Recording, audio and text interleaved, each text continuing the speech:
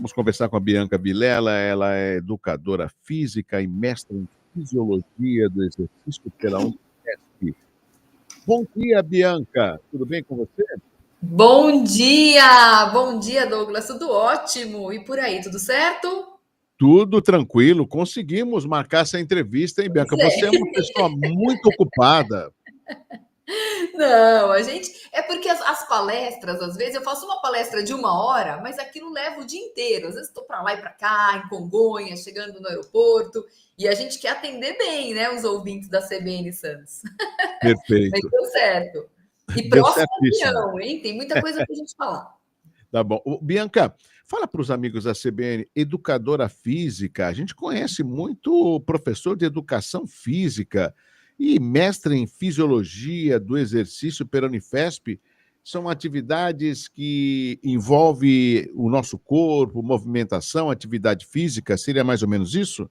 Exatamente. A educação física nós já conhecemos, né? É uma profissão que foi regulamentada em 2001, não é uma profissão tão antiga assim, é uma profissão relativamente nova e que cuida do movimento de toda a população. Então, acaba sendo um serviço aí para a população mesmo, e cada vez mais nós precisamos ter mais educadores físicos, né? Mais professores de educação física, que é a mesma coisa. A fisiologia do exercício, ela vai um pouco além, né? Ela exatamente aborda questões como hormônios, né? O que os hormônios, como que acontece esse nosso padrão, nossa cascata hormonal diante de um movimento. Então, ela acaba avaliando questões mais complexas, mas são extremamente complementares. Eu fiz educação física como graduação, depois eu fiz pós-especialização e mestrado em fisiologia do exercício. Então, a fisiologia do exercício, ela é um plus em relação à educação física. Agora, Bianca, você na sua palestra fala em longevidade real, Uhum. inclusive como uma construção contínua. Na prática, o que isso significa? Porque a gente vê que as pessoas estão, de fato, atingindo a longevidade, mas será que elas estão atingindo a longevidade com uma qualidade de vida? Esse é o ponto, Douglas. Realmente, nós tivemos aí vários pontos, né? A revolução sanitária, a questão da penicilina e tudo isso teve uma projeção muito grande em relação à expectativa de vida. Hoje nós temos essa projeção também aumentada em função das drogas que nós temos. Então, novos remédios saindo, tem aí, né, as canetas que não são milagrosas, mas as pessoas já acham que são milagrosas, né, em relação ao tratamento do diabetes e, consequentemente, da obesidade. E tudo isso vai fazendo com que a pessoa viva mais. Mas você tocou num ponto muito importante. Será que essa condição de viver mais, ela está atrelada a uma melhor qualidade de vida? Muitas vezes não. E como que a gente sabe que não? Basta a gente ver a quantidade, Douglas, de clínicas para idosos, né? O que nós chamávamos antigamente de asilo e hoje em dia chamamos de residencial para idosos, que na verdade, infelizmente, ainda é a mesma coisa. Muito pouco se evoluiu. Então, pessoas ali passando os últimos 10, 15, 20 anos de vida de forma institucionalizada.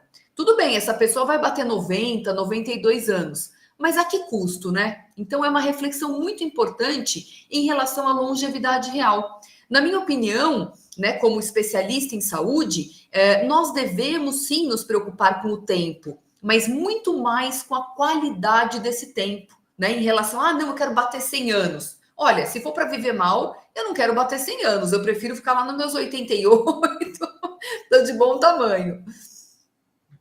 Exatamente isso. E a gente não pode também ficar nas desculpas de, mas eu não tenho tempo, não, mas eu não gosto de academia. Ou seja, hoje em dia é muito mais fácil da gente atingir essa longevidade e até uma qualidade de vida pelas informações, pelas palestras e pelas práticas que dependem, óbvio, mais da gente, mas elas não são tão complicadas, né, Bianca? Não são complicadas, mas eu acho que o ser humano ele tem um padrão meio infantil. Hoje os adultos, eu vejo um padrão muito infantil nos adultos. Você mencionou que realmente hoje é mais fácil. O que tem de academia, Douglas, ainda mais em Santos, que é uma área litorânea, aqui em São Paulo também, a cada esquina tem uma academia diferente. Então tem-se realmente muitas oportunidades. Entretanto, as pessoas têm um estilo de vida muito ruim. A gente passa 10, 12 horas na posição sentada. Diferentemente dos nossos avós, né? Eu não vejo uma avó, até hoje em dia, eu não vejo nenhuma avó sentada. Elas ficam para lá e para cá, cozinham, vão, voltam, varrem a casa, mexem nas coisas, tem um estilo de vida muito ativo.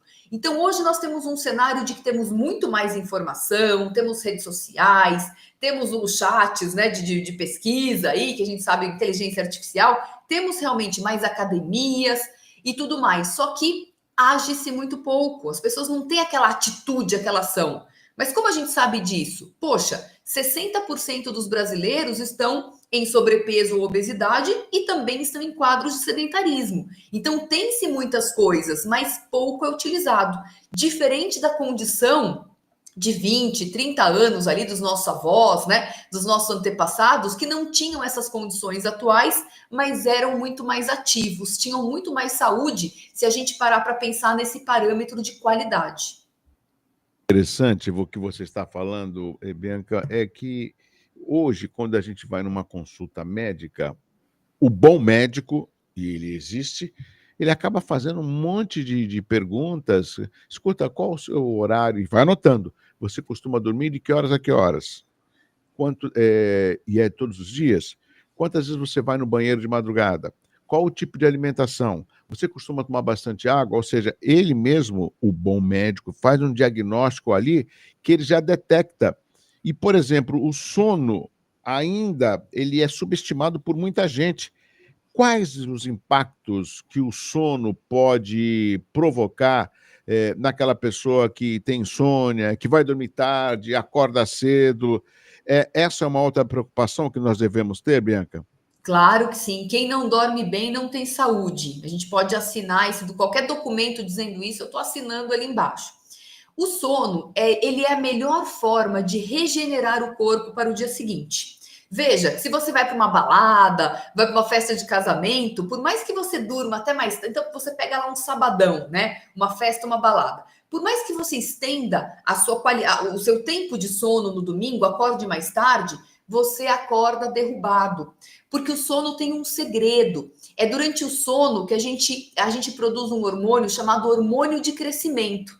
Só que ele acontece principalmente da meia-noite às 4 da manhã, que é a fase escura do sono. Então, o que a gente precisa fazer? Dormir mais cedo. Porque se eu começo a produzir o hormônio de crescimento à meia-noite, não é que eu deitei lá à meia-noite e vou começar a produzir. Não, eu tenho 2 horas antes um preparo. Por isso que a gente fala que o melhor sono é das 10 da noite às 6 da manhã. Quem tem escala noturna de trabalho, eu falo muito sobre isso nas empresas, né? Isso realmente é uma coisa que impacta muito a saúde e o tempo de vida das pessoas, né? As pessoas que trabalham à noite têm um sono muito prejudicado. Motoristas de aplicativo, de táxi também, gente que não dorme, fica lá a noite inteira rodando, isso é terrível para a saúde. Por quê? Ela passa a ter uma produção de hormônio de crescimento muito desqualificada. Né? Por que a criança, para crescer, dorme tanto, dorme o dia inteiro? Exatamente para produzir hormônio de crescimento. Só que quando a gente atinge a nossa estatura adulta, a gente continua a produzir esse hormônio, mas para recuperar todo o nosso corpo para a batalha do dia seguinte. Então, o sono, ele é fundamental. Quem não dorme bem não tem saúde adequada. Nós estamos conversando no Jornal da CBN com a Bianca Vilela, educadora física e mestre em fisiologia do exercício pela Unifesp. Agora, Bianca, você costuma fazer palestras, essas palestras são presenciais, elas são virtuais, você faz mais no mundo corporativo ou em associações? Fala um pouco mais das suas atividades para...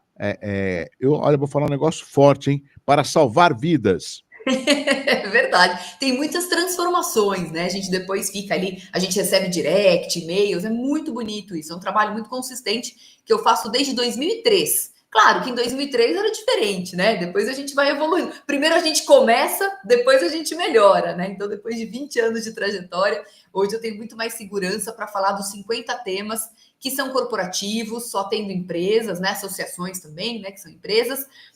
A maioria delas atualmente são presenciais. Na pandemia, ainda bem que a tecnologia nos salvou, né? Então tivemos muitos eventos online.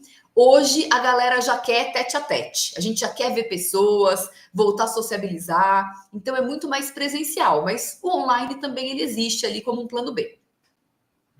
Ótimo. E para a gente poder ter uma palestra sua, existe, vamos supor, redes sociais, qual o endereço, como que faz para que as pessoas possam contactá-la? Ah, Douglas, obrigada pela oportunidade. Bom, o meu Instagram, né, que é uma porta de entrada muito forte, hoje em dia a gente sabe que não tem jeito, né? A gente tem que estar lá, que é o Bianca Vilela Oficial. E no meu site também, que é o Bianca Vilela, sem duplo L, normal.com.br. Agora, o que o público precisa entender sobre o pico glicêmico e o seu impacto na saúde e na produtividade? Tem alguma relação? Total relação. Bom, o que acontece, né? E a gente vê isso muito, sabe com quem? Com o nosso público infantil. Nossa, Bianca, mas como assim com o público infantil? Hoje a gente tem, na verdade, já passou, né? Aquela questão, aquele boom do TDAH, que é o déficit de atenção. Hoje pouco tem se falado ainda, mas se fala hoje em dia muito mais sobre o espectro autista. A gente vai ali por ondas, né? Classificando as pessoas e tal. A sociedade, feliz ou infelizmente, tem essas ondas, né, de análise. Mas enfim, trazendo ali o pico glicêmico com o TDAH, você pega ali uma criança, vai, uma criança que acordou, não toma aquele café da manhã, já acorda ranheta porque não dormiu bem, porque a alimentação do dia anterior impactou a produção de hormônio de crescimento dela. Então a criançada hoje em dia eles acordam azedos. Percebam o comportamento das crianças. Aí não quer tomar café da manhã porque tá meio ali indisposto, a criança tá aquela situação toda. E a mãe, muitas vezes, não é culpa da mãe e dos pais, é uma correria danada, eu sei como é que é. E a criança também só quer comer bolacha, por exemplo. Aí vai lá a mãe ou o pai, o cuidador, né? Coloca um pacote de bolacha na lancheira da criança. E a criança vai comendo aquele pacote de bolacha. Douglas, aquilo mexe tanto com a glicemia sanguínea de uma criança, muita disponibilidade de açúcar no sangue. O que o pâncreas faz? O pâncreas é o produtor do hormônio insulina. A insulina tem que baixar aquele açúcar rápido, porque o açúcar não pode ficar circulante no sangue. Que é um exemplo real de como o açúcar ele impacta negativamente, o excesso dele, né? Impacta negativamente. Pega um diabético que vai perdendo a parte ocular, né? A gente vai perdendo a visão. E por quê? Porque o açúcar ele vai degradando os capilares oculares, que são fininhos. Então, o diabético muitas vezes tem esse impacto negativo na visão. Então, olha só, o corpo fica doido, fala: não posso deixar esse tanto de açúcar circulando no sangue, eu tenho que guardar isso aqui, essa energia em algum lugar. E aí vem aquele monte de insulina para guardar nos adipócitos. A gente vê as crianças hoje em dia com ganho de peso, também em função disso, esse excesso de açúcar, né? Além do sedentarismo, é claro. Mas isso acontece rápido, porque é o pico, dá um pico de glicemia e depois você entra em hipoglicemia, baixa glicemia. E isso afeta diretamente o foco e a atenção. Se a gente pega um colaborador, né, um funcionário, né, a gente está falando aí, vamos pegar um eletricista de linha viva, que tem que ter toda a atenção, ele não desliga a rede elétrica para fazer um conserto, por exemplo, né? Ele tem que ter muita atenção, porque ele pode correr o risco ali de entrar em óbito, se ele encosta em dois fios ao mesmo tempo, aquela coisa toda. Eu trabalhei muito tempo, né, com eletricistas de linha viva, em projetos de saúde. Só que esse cara comeu uma feijoada, né, anteriormente a fazer esse serviço, com um litrão ali de refrigerante. Aquilo deu um pico de glicemia, Douglas, aquilo dá um sono na pessoa, e não precisa nem ser o eletricista, basta a gente aqui no computador, depois do almoço, né, numa quarta-feira, após uma feijoadinha, a gente já vê os impactos disso, aquela sonolência, aquela improdutividade, passar o dia inteiro arrastando corrente. Então, a glicemia é a grande maestrina da nossa produtividade. A gente tem que ter muito mais atenção e cuidado com esse assunto. Agora, Bianca, tem um outro assunto que eu quero que você comente com os amigos da CBN Santos a respeito da alimentação ideal para quem busca uma boa saúde cardíaca. É óbvio que você não é uma médica, mas você é uma educadora física e mestre em fisiologia. E a gente percebe que as pessoas, às vezes, tentam, por iniciativa própria, numa academia, fazer uma atividade física e não surte resultado. É simples. Ela acaba não procurando um profissional para saber qual o tipo de atividade que vai surtir resultado pelo seu biotipo e, ao mesmo tempo, a questão cardíaca que é fundamental. Então, que tipo de alimentação, no seu entendimento, até para informar os amigos da CBN, a pessoa pode e deva buscar para uma saúde cardíaca? Maravilha. A gente tem tanto medo de comer gordura, né? E olha só, o problema, na verdade, não é aquela gordura que a gente come eventualmente da parte, por exemplo, animal. Sabe aquela gordurinha? Ah, vou comer uma costela. Nossa, não pode, fica todo mundo com medo de comer costela. Ai, meu Deus, ou se pegar a gordura vegetal, abacate engorda. Na verdade, em pequenas quantidades, isso vai te fazer um bem danado. Não é isso que vai te fazer mal, muito pelo contrário. Porque todos os nossos hormônios, todos, eles partem da base do colesterol. Então não adianta ter esse medo, essa fobia de gordura. E o brasileiro entrou muito nessa, porque a gente segue a doutrina americana, é o colégio americano e todos os modismos que vêm de lá é que ditam, entre aspas, a nossa saúde, ou eu diria até a nossa falta de saúde. Se a gente pegar o consenso europeu, é totalmente diferente. Eles consomem menores quantidades de comida, né, em cada refeição, mas essa refeição ela é rica em gordura, proteínas e bons carboidratos. Então a gente tem que parar de ter esses medos de comer carboidrato, medo de comer gordura. O que a gente tem que ter medo é de tudo que vem da indústria em excesso. Então, bolachas, essas gorduras vegetais hidrogenadas, isso que realmente vai entupir a sua parte cardiovascular, digamos assim. E não o coitado do abacate ou uma carne que você faz lá a cada 15 dias, que tem uma composição com mais gordura, e aí, é claro, você vai comer em pequenas quantidades. E a quantidade e a frequência, né? São duas palavras aí muito importantes quando a gente fala em alimentação. Tudo é permitido, a depender da quantidade que você consome e da frequência. É toda semana? 2 vezes por semana? Ou é uma vez por mês? Aí a coisa muda de figura. E você mencionou a questão das academias, as pessoas vão para a academia naquela ânsia, naquele desespero de conseguir melhorar os indicadores de saúde e de emagrecer. Muitas pessoas buscam a academia com o intuito de emagrecimento. Só que a gente tem que lembrar que a atividade física ela vai auxiliar nesse processo de emagrecimento, porque é muito desafiador emagrecer. Pouca gente sabe, mas para eu eliminar 1 quilo, tô falando de 1 quilo, hein? De gordura mesmo. Eu preciso eliminar 8.000, aproximadamente 8.000 calorias. É como se eu saísse daqui de São Paulo e fosse a pé ir para Santos, mais ou menos umas 20 e poucas horas caminhando. Chegando aí, me hidratando bem, eu teria menos 1 quilo de gordura no meu corpo. Então veja como é desafiador, né? O que a gente tem que fazer? A gente tem que conciliar, isso é uma regrinha básica da saúde e do emagrecimento saudável.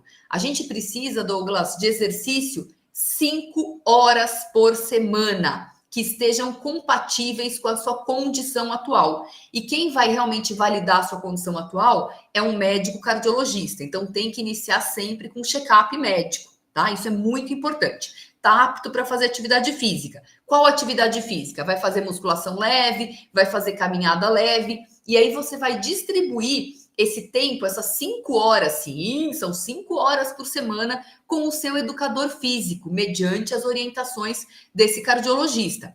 E você também deve procurar e conciliar, essa é a chave, a cerejona do bolo, né? Conciliar toda essa prática física com um bom plano alimentar que não seja radical. Eu, por exemplo, não acho interessante jejum.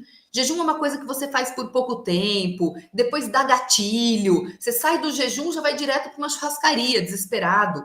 Quando que isso vai dar certo, né, Douglas? Jejum é para outras questões, para curas gastrointestinais, questões espirituais, aí você vai no jejum. Mas para emagrecer, a gente já sabe, tá careca de saber que jejum não funciona. Ou então aquelas dietas de cortar carboidrato, de cortar gordura, aquelas dietas de fisiculturista atualmente, que a pessoa só come carne magra com carboidrato X. Isso é um terror. Ninguém aguenta fazer por muito tempo. Então a gente precisa de um bom plano de vida estruturado e que você não tenha aqueles 3 meses na cabeça. Ah, em 3 meses eu vou emagrecer. Ninguém emagrece em 3 meses, né, de forma consistente. Você vai levar aí 5 anos, 10 anos, encare isso como um projeto. Perfeito! Agora é só colocar em prática. Sem pressa.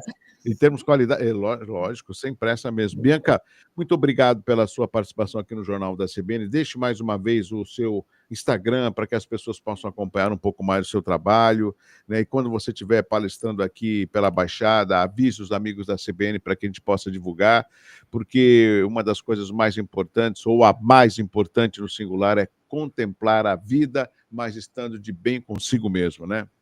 É isso aí, Douglas. Muito obrigada pela oportunidade, pelo carinho. Com certeza estarei em breve presencialmente. Meu Instagram, Bianca Vilela Oficial, e meu site, biancavilela.com.br, sem duplo L, só um L em cada L. A gente se vê Obrigado, em breve. Bianca. Um excelente mês de maio, uma excelente semana para você. Obrigada, até a próxima. Até. Conversamos com a Bianca Vilela, educadora física e mestre em fisiologia do exercício pela Unifesp. Não é difícil, né? Esses hábitos, a atividade física, tudo isso depende, lógico, da nossa iniciativa. Às vezes você fala, puxa, por que que você consegue, eu não consigo? Por que que ela consegue, eu não consigo? Talvez o esforço de um não seja o mesmo do esforço de outro. A gente é obrigado a abrir mão de certos hábitos, né? Ou seja, um refrigerante, doce, e procurar estar mais na atividade física. Tudo isso, como a Bianca Vilela comentou aqui com os amigos da CBN, é uma forma de você aproveitar. Por quê? Essa segunda-feira, o início do mês de maio, para que você tenha isso como meta e uma qualidade de vida. Nós vamos ao repórter CBN. Na sequência, tem um tema importante, que é segurança. A gente vai acionar o Márcio Harrison, que vai conversar com os amigos da CBN, mas depois do repórter CBN. Voltamos já.